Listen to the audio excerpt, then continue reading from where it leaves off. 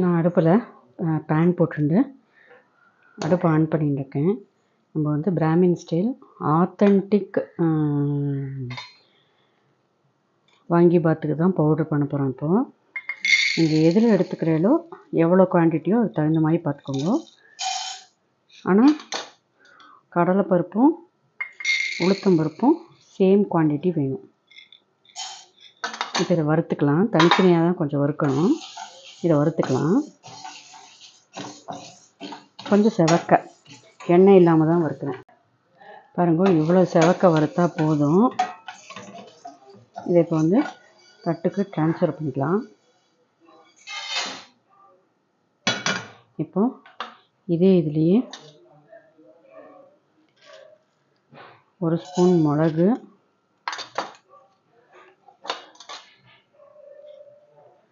ஒரு 1/4 டீஸ்பூன் ஜீரகம் போட்டுருக்கேன். கொஞ்சமாக வெந்தயம், இதையும் வறுத்து போட்டுக்கலாம். லைட்டாக வறுத்தா போதும். நல்லா பொரியிற சத்தம் வந்துட்டு பார்த்தீங்களா, இவ்வளோ இதானா போதும். இதையும் அதில் ட்ரான்ஸ்ஃபர் பண்ணிக்கலாம்.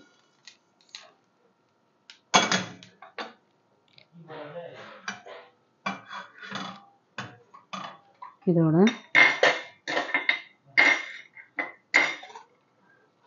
நான் வந்து காரத்துக்குன்னு குண்டூர் மிளகா எடுத்து வச்சுருக்கேன். அப்புறம் கலருக்குன்னு பேடகி சில்லி எடுத்து வச்சுருக்கேன். அதையும் வறுத்துக்கலாம். சூடில் இதானா போதும். அதுவும் மிளகாவும் நல்லா செவக்க வந்துடுத்து. இதையும் அதோடைய ஆட் பண்ணிக்கலாம். அப்புறம் தனியா நான் 1 எடுத்தேன் இல்லையா, அதுலேயே 2.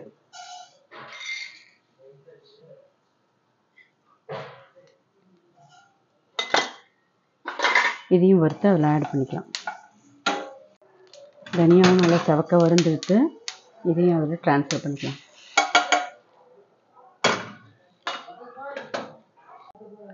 பாருங்க, பட்டை, லவங்கம், ஏலக்காய் 3 எடுத்துட்டுருக்கேன். அதையும் லைட்டாக சூடு பண்ணி ஆட் பண்ணிக்கலாம்.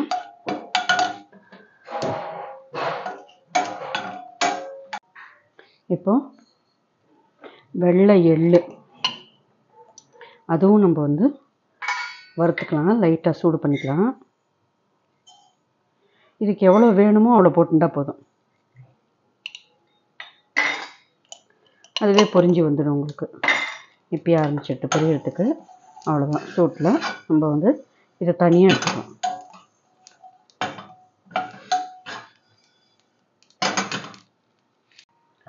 கொஞ்சம் கருவேப்பிலையும் போட்டுருக்கேன். இதுவும் லைட்டாக ஒரு வறுத்திக்கலாம்.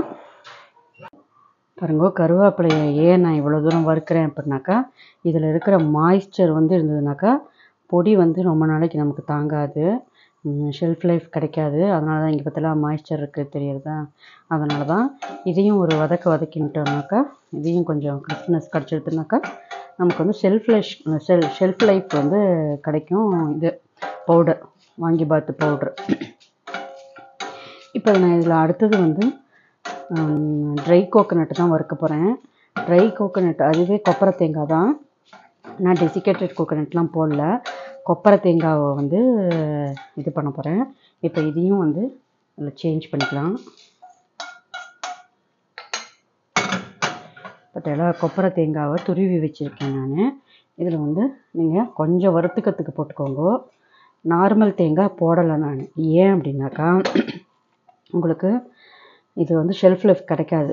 நார்மல் தேங்காய்னா இன்றைக்கே நீங்கள் யூஸ் பண்ணுறதா இருந்தாக்கா அது வந்து போட்டுக்கிறதுக்கு நல்லாயிருக்கும். இல்லாட்டி நல்லா இருக்காது. அதனால் வந்து நான் வந்து கொப்பரை தேங்காய் தான் போட்டிருக்கேன். அவ்வளோதான். இதனோட சூட்டுலேயே அடுப்பை நான் ஆஃப் பண்ணிட்டேன். இதனோட சூட்லேயே அப்படியே இதாக எடுத்து இதையும் வந்து இதில் ட்ரான்ஸ்ஃபர் பண்ணிவிட்டு இப்போ வந்து எல்லாத்தையும் பொடி பண்ணிட்டு ஆறின உடனே பொடி பண்ணிட்டு வரலாம்.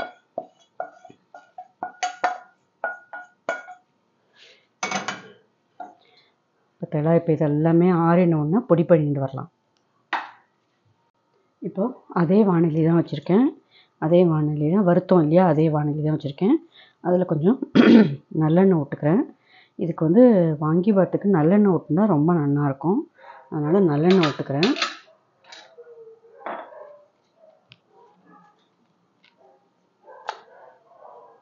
எப்பவும் போல் கடுகு, கடலைப்பருப்பு, உளுத்தம்பருப்பு, 4 ஜீரகம்,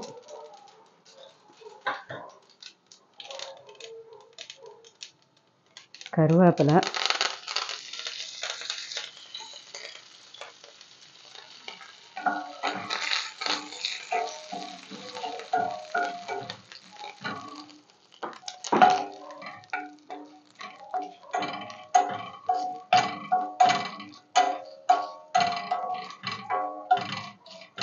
இது கொஞ்சம் செவந்த ஒன்று நறுக்கி வச்சுருக்கிற கத்திரிக்காய்,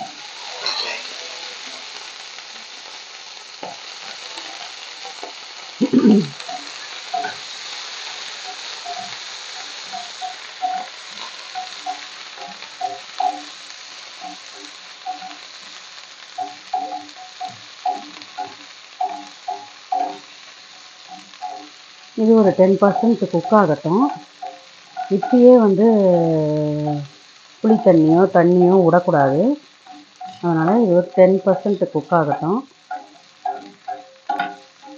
இதுலேயே வந்து நீங்கள் வேறு வெஜிடபிள்ஸும் போட்டுக்கலாம். பட்டாணி போட்டுக்கலாம், கேரட்டு போட்டுக்கலாம், பீன்ஸ் போட்டுக்கலாம், உருளைக்கிழங்கு போட்டுக்கலாம், அந்த மாதிரிலாம் போட்டுக்கலாம். நான் வந்து வெறுமனே கத்திரிக்காய் மட்டும்தான் போட்டிருக்கேன் இன்றைக்கி.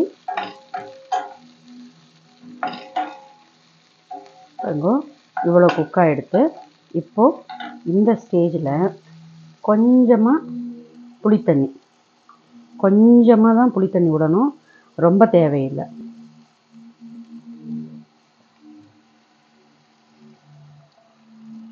நான் அடுப்பை ஆஃப் பண்ணியிருக்கேன், அதனால தான் வந்து சவுண்டு வரல. பாருங்க, இவ்வளோ தண்ணி, புளித்தண்ணி இவ்வளோ சின்ன எலுமிச்சம்பழம் அளவுக்கு, சின்னதாக சின்ன நெல்லிக்காய் அளவுக்கு விட்டால் போதும். இது கொஞ்சம் இப்போ வந்து மூடி போட்டு வைக்கலாம். கொஞ்சம் குக் ஆகட்டும்.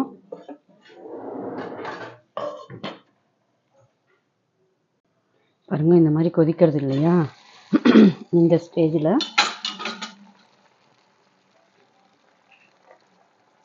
கொஞ்சமாக மஞ்சப்பொடி, ஒரு காரத்துக்கு இல்லை, ஒரு எக்ஸ்ட்ரா டேஸ்ட்டு கொடுக்கும், அதுக்கோசரம் கொஞ்சமாக இந்த காஷ்மீரி சில்லி போட்டிருக்கேன், ஒரு 1/4 டீஸ்பூன். அப்புறம் காய்க்கு தேவையான அளவுக்கு உப்பு.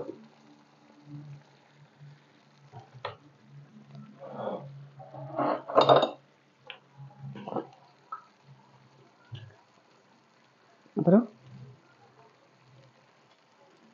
இதுதான் வந்து டேஸ்ட்டை வந்து ஜாஸ்தி பண்ணி கொடுக்கும். கொஞ்சமாக ஒரு 1/4 டீஸ்பூன் வெல்லம். இப்போ இது வந்து குக் ஆகட்டும் கத்திரிக்காயில். அதுக்கப்புறம் நம்ம வந்து பொடியை போட்டு சாதம் போட்டு கலக்கலாம். இது இதில் குக் ஆகட்டும்.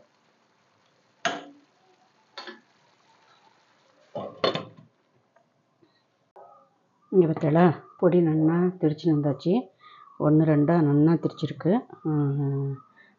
ரொம்பவும் நைஸாகவும் இல்லை, ரொம்பவும் திரியாகவும் இல்லை, இந்த மாதிரி தான் திரிச்சிக்கணும். இப்போ நமக்கு வந்து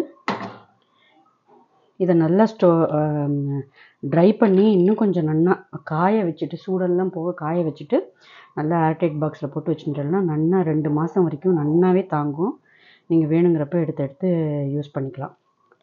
இப்போ நம்ம இந்த வந்து இது எப்படி ஆயிருக்குன்னு பார்க்கலாம். பாருங்க, நல்லா பிரிஞ்சால் கத்திரிக்காய் நல்லா வந்து வாங்கிபாத்துக்கு குக்காக எடுத்து, இப்போ இந்த ஸ்டேஜில் நம்ம வந்து இதுக்கு தேவையான அளவுக்கு பொடி, நீங்கள் எவ்வளோ சாதம் போட போகிறீங்களோ அதுக்கு தேவையான அளவுக்கு போட்டுக்கோங்க. நான் வந்து ஒரு 3 ஸ்பூன் போட்டுருக்கேன். நம்ம வந்து வேணும்னா கூட அப்புறமா கூட போட்டுக்கலாம். அதனால் நான் வந்து இவ்வளோ தான் பண்ணியிருக்கேன். பாருங்கள், கத்திரிக்காயும் நல்லா குக்காக இருக்குது.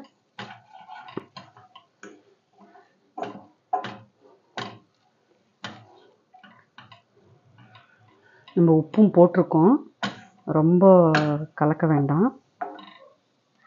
இப்போ வந்து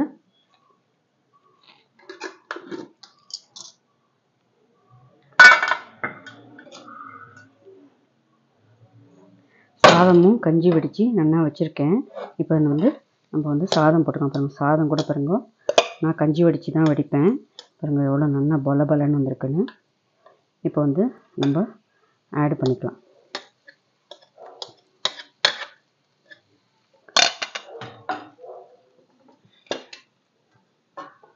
இதில் இன்னும் கொஞ்சம் எண்ணெய் விட்டுக்கலாம், நல்லெண்ணெய். நல்லெண்ணெய் தான், கத்திரிக்காய்னாலே நல்லெண்ணெய் விட்டேன்னா தான் கொஞ்சம் நல்லாயிருக்கும். அதே மாதிரி கருவேப்பிலையும் நிறையா போட்டுக்கலாம், கத்திரிக்காய்க்கு ரொம்ப நல்லாயிருக்கும்.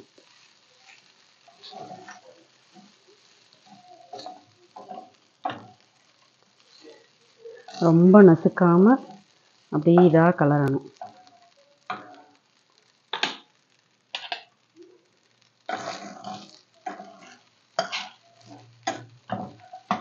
இப்படி ஊற்று ஊட்டாப்பில் கலரணும்.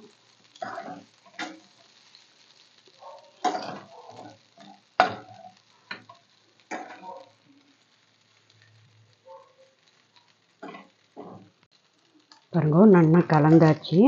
இந்த ஸ்டேஜில் கடைசியாக துருவின கொப்பரை தேங்காய் அதையும் இதில் போட்டு ஒரு கலந்துக்கலாம். வேணும்னா இன்னும் கொஞ்சம் எக்ஸ்ட்ரா ரிச்னஸ் கிடைக்கணும்னா கொஞ்சம் கருவேப்பிலையை இப்படி பச்சையாக கருவேப்பிலையை போட்டுன்ட்டு ஒரு கலந்துனாக்கா அருமையான வாங்கிபாத் ரெடி. வெங்காயமெல்லாம் போடணுன்னு அவசியமே இல்லை, சூப்பராக இருக்கும். அப்படியே வெறுமனே ஒரு வடம் வச்சுட்டு சாப்பிட்டா போதும், ரொம்ப தேவாமிர்தமாக இருக்கும். பார்த்தீங்களா, நம்மளோட வாங்கிபாத்து ரெடியாக எடுத்து சுட சுட சாப்பிட்டு பார்க்கலாம்.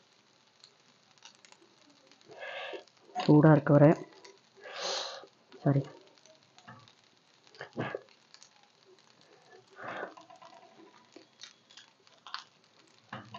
அருமையாக இருக்குது. அடுப்பு ஆஃப் பண்ணிக்கலாம். உப்பெல்லாமே சரியாக இருக்குது. நீங்களும் உங்கள் ஆத்தில் ட்ரை பண்ணி பாருங்க, எப்படி இருக்குன்னு மறக்காமல் கமெண்ட் பண்ணுங்க. நம்மளோட ஆவி பறக்க வாங்கிபாத் ரெடியாக எடுத்து ட்ரை பண்ணி பார்த்துட்டு எப்படி இருக்குன்னு மறக்காமல் கமெண்ட் பண்ணுங்க. தேங்க்யூ.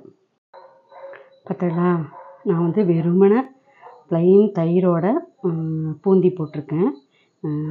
நம்ம வந்து இந்த பூந்தி என்ன பண்ணணும் அப்படின்னாக்கா, ஜஸ்ட்டு இப்படி எடுத்து இப்படி ஸ்ப்ரிங்கிள் பண்ணி, பூந்தி இப்படி ஸ்ப்ரிங்கிள் பண்ணி இதையும் எடுத்து இப்படி சாதத்தோடு எடுத்துட்டு இப்படி சாப்பிட்ணும். அப்படியே எம்மியாக இருக்கும். நீங்களும் ட்ரை பண்ணி பாருங்க.